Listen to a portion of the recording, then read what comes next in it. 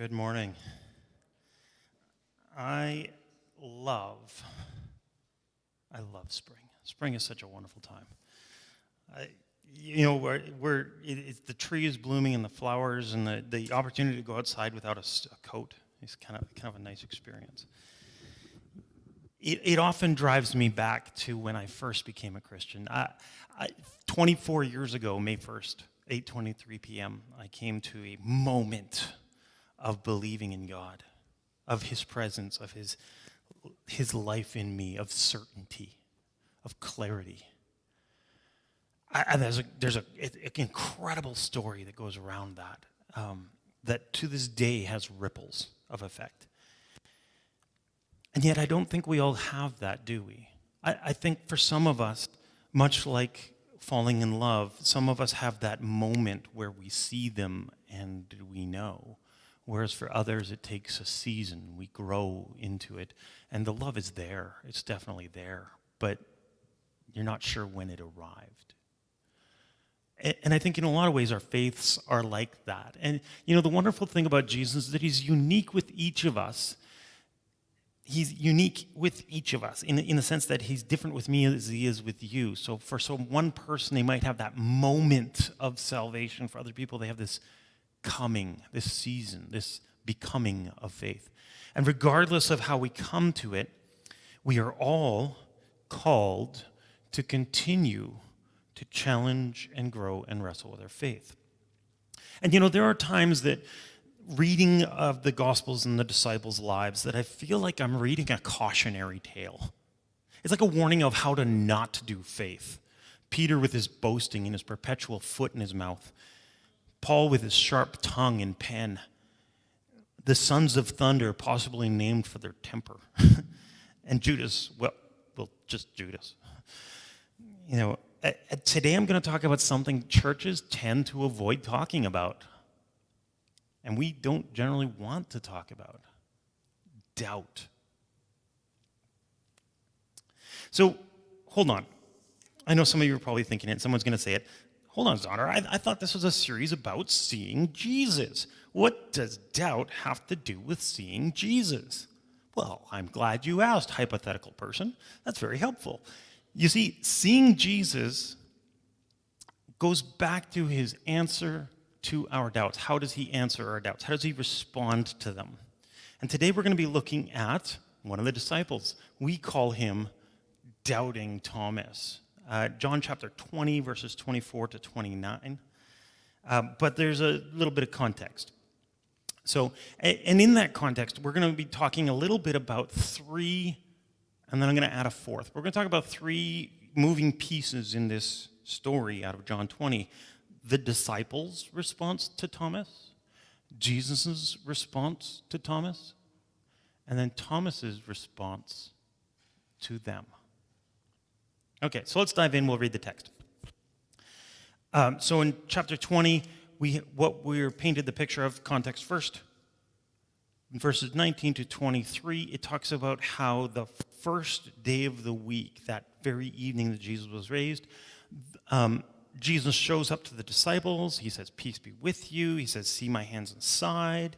I send," and He commissions them, and He breathes on them, and He says, "Receive the Holy Spirit." And then He talks a little bit about sin and forgiveness. Then we go into this text. Now, Thomas, one of the 12, called the twin, was not with them when Jesus came. So the other disciples told Him, "We have seen the Lord." But He said to them, "Unless I see in His hands the mark of the nails, and place my finger into the mark of the nails, and place my hand into His side, I will never believe." Wow. 8 days later, the disciples were again inside, and Thomas was with them. Although the doors were locked, Jesus came and stood among them and said, "Peace be with you." Then He turns and says to Thomas, "Put your finger here and see my hands. Put out your hand and place it in my side. Do not disbelieve, but believe." Thomas answered Him, "My Lord and my God." And Jesus said to him, "You have believed because you have seen me? Blessed are those who have not seen and have yet believed." So our three moving parts: disciples, Jesus, and Thomas. So the first one, the disciples. The community of faith. How does doubt help us to see Jesus? You know, the community of faith, we have to talk about the nature of that community. What is that group of disciples? When Jesus first showed up to the disciples, Thomas wasn't there. That's what John is telling us, that Thomas wasn't part of the first appearance. Where was Thomas? Was he out getting sandwiches? Like, what was he doing? And some scholars suggest that Thomas was actually not afraid of the Jews the way the other disciples were. Now, I'm not sure that holds water, but the point is that Thomas wasn't there. And they saw Jesus, and then they found him and told him about this encounter. And Thomas then started to stay with them. So it's interesting. They see Jesus. Thomas doesn't. They go to him, they tell him this happened, and Thomas goes, look, unless I saw what you saw, I'm not buying it. And I think that's really interesting. That says something about Thomas, but it also paints something about the community, because it didn't matter that he said that. He still joined the community. He still stayed with them after that.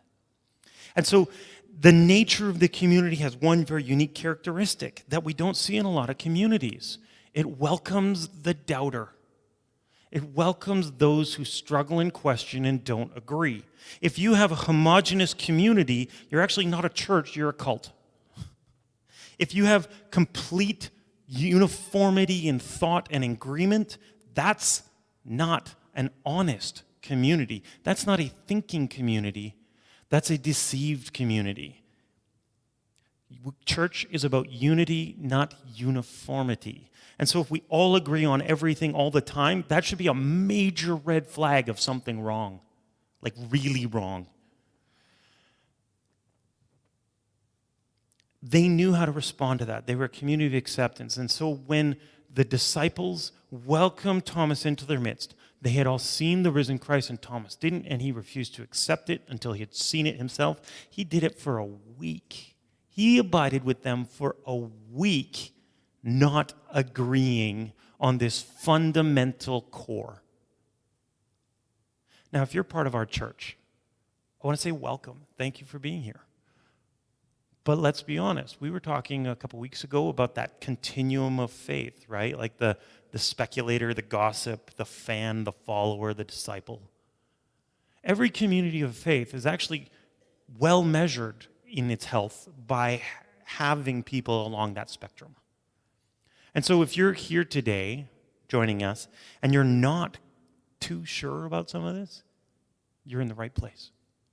Let me tell you why. Because first, they were a community of love and acceptance.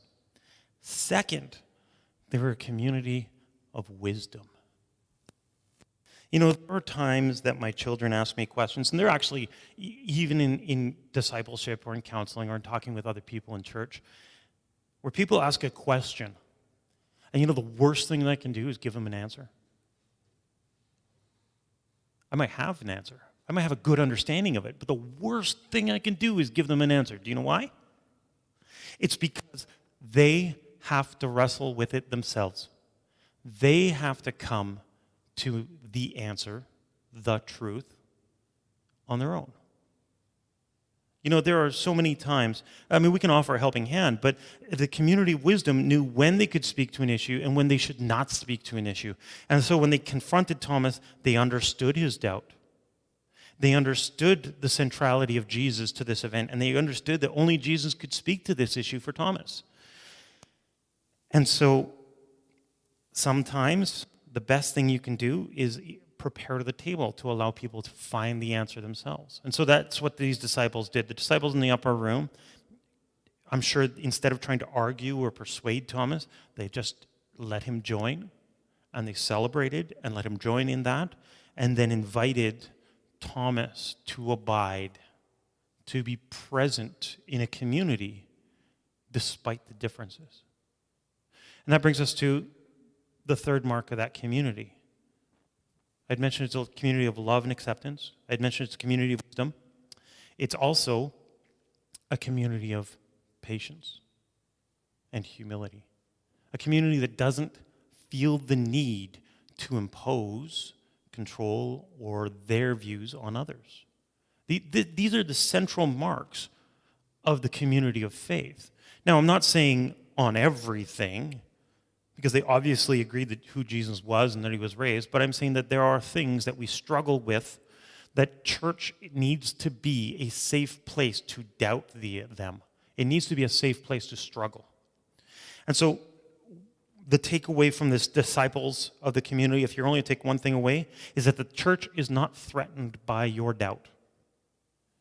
Because either we've all been there in some form, or we recognize that your doubt is a path to finding answers. And I think this text there points to the critical failing in our thinking about doubt, though. Like, we talk about doubt like it's a bad thing. And don't get me wrong, it can be bad, but it can also be really great. Thomas threw out the boundary line. He says, no, unless I see it, I'm not going to believe. And so we move on to Jesus' response. What does Jesus say about it? Well, let's just lean on that doubt for a second.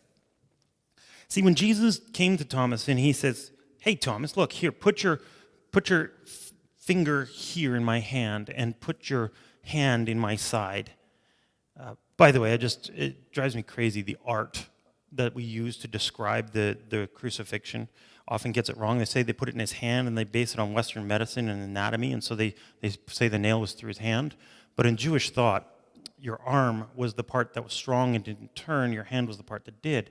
And so this part, which rotates, is considered part of your hand.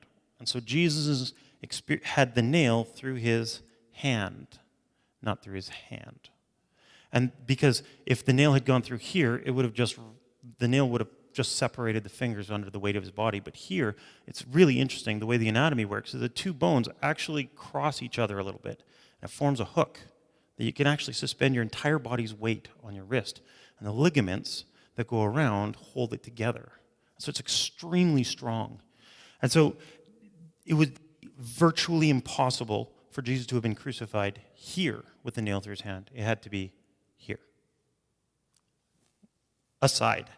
Jesus says to him, put your finger through my hand and put your hand through my side.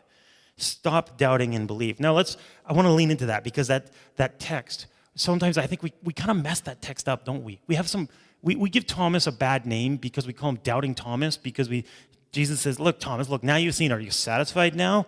Like, it almost feels like Jesus is kind of annoyed at Thomas for being doubting. And at least that's how we tend to read it.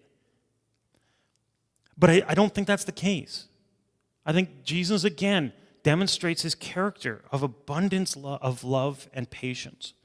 And so here, Jesus, even in how he talks about it, says to Thomas, okay, Thomas, do this. Stop causing unbelief and believe.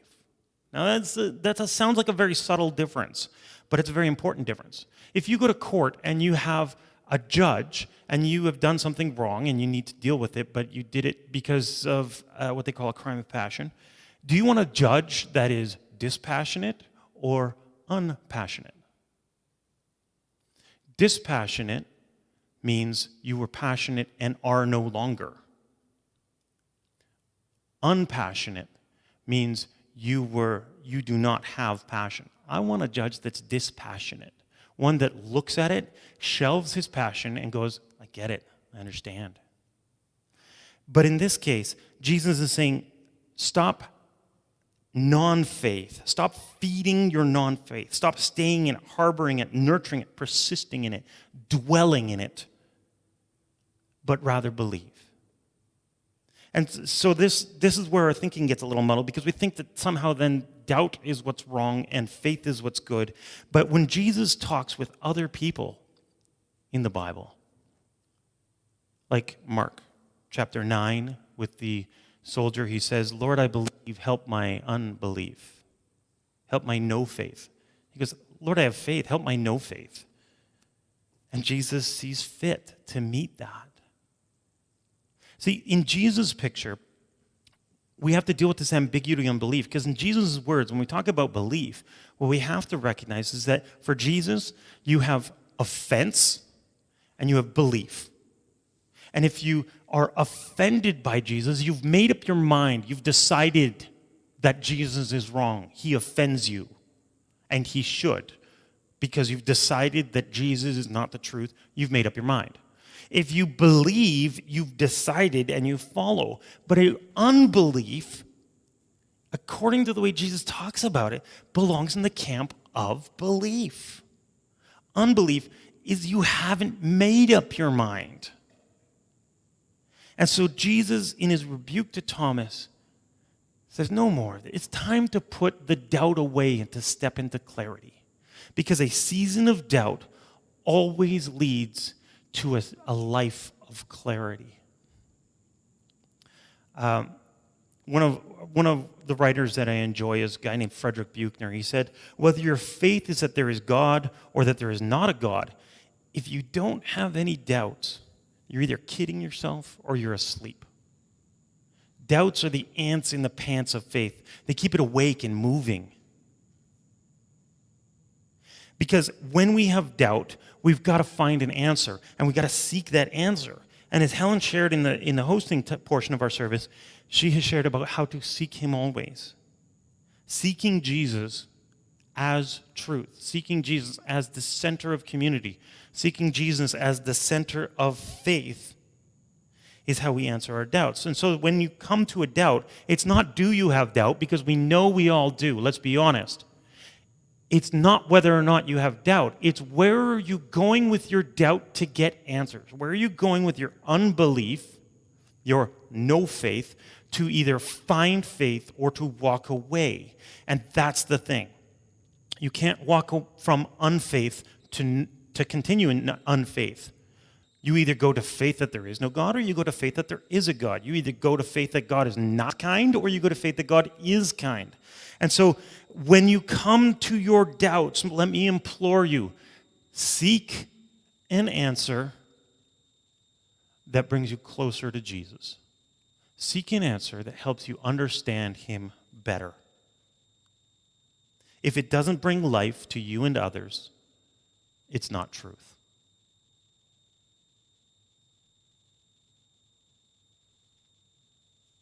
And so the problem isn't actually unbelief. It's where you go with it. You know, there's a surprising link in this text to the Exodus. Because I would argue that doubt is a spiritual spotlight.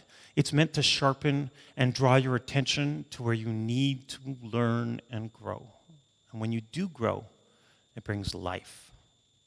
So that surprising link to Exodus is when we go back to Psalm 78 and to Numbers 11. You can just write it down and come back to it, because they both talk about the same event. In Psalm 78, the people are grumbling about, they're wandering in the wilderness, and they're like, it's manna, I hate manna. I loved Egypt, it was great. We could have fish and cucumbers and melons. Why are we out here eating manna? That's disgusting. And they whine and complain, and God says to Moses, fine, I'm going to give you meat. I'm going to send you meat. And the people respond in Psalm 78, can God set a table in the wilderness? They're doubting. And I get that. Just like in Numbers 11, it puts words in Moses' mouth.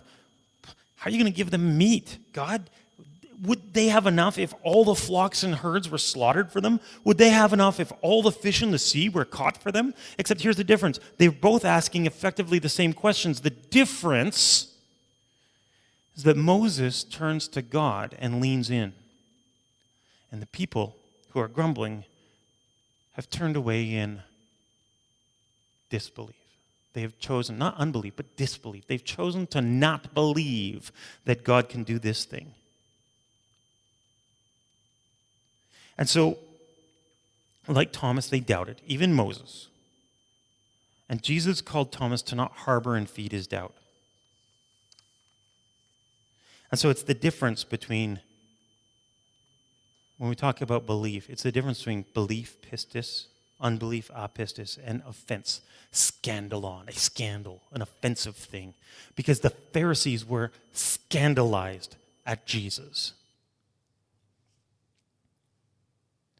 The truth is, Jesus is not threatened by your doubt. Neither are those who love him. Doubt is a natural, healthy part of life. In fact, I would argue that probably the only person threatened by your doubt is you. And I think Thomas knew that. So how did Thomas respond? Well, first off, he got a bad rap, didn't he? I mean, Thomas really was only asking for exactly the same thing the other disciples already got.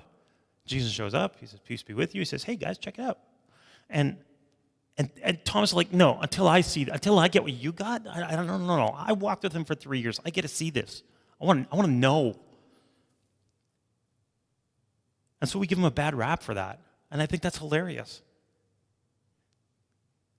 Because, of all the disciples, Thomas was the most transparent, the most honest about his struggles. He was the one who wouldn't hide it and yet was willing to abide in that state of subtle conflict in community for over a week. And let me tell you, seriously, a week in lockdown with someone in a state of conflict is forever. If you're married, you know what I'm talking about. If you have kids, you know what I'm talking about. If you have a roommate, you know what I'm talking about. Sorry, I just kind of joke a bit. But let me tell you about something else about Thomas, because this is the text of Thomas's response. Thomas answered him with 5 words, just 5 words, and we miss it. He says, my Lord and my God. And we just kind of gloss over. And then Jesus responds, have you believed because you've seen me? Like, that's what it took? Blessed are those who have not seen and have yet believed. The reality is we're not actually talking about doubting Thomas. It's not a fair moniker. It doesn't describe him. You know what really describes him? Daring Thomas. Because he is the very first person in the Bible to look at Jesus and say, God, that's God. He's the first one. Everyone else is kind of vague or a little unclear. Maybe you didn't mean that. Unequivocally, Thomas looked at him and went, I know you are God, my Lord and God. Thomas was daring because that season of doubt, when you're willing to be honest and admit your doubts and struggles, and you seek the truth, who is Jesus, he brings you into clarity.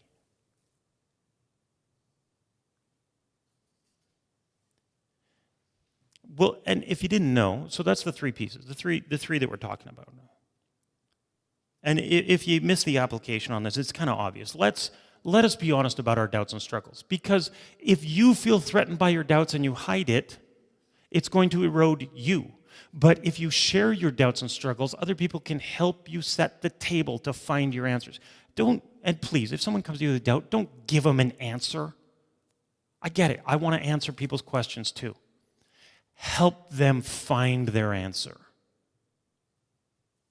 Giving answers is trivia for people to remember. Finding answers is life-giving. And so you could set the table, help them prepare, engage the conversation. And if you're doubting, I got to tell you, we're only as healthy as the secrets we keep. If you're burying that doubt, it's not going to go away. And you're never going to have that clarity and peace that Jesus came into the room and pronounced. Peace be with you. He didn't declare peace because it was just this thing that he can impart without some kind of underpinning event or substance. Jesus' presence brings peace. And the fact of his resurrection is the most peace-giving fact in history. So his words, peace be with you, is paired with behold, look, touch, know the truth, Jesus. And so the 4th moving part in this that we all miss is verse 29. Blessed are those who have not seen and have yet believed. That's right, you and me. So we'll close with this. Jesus says we are blessed if we can accept these historical, factual events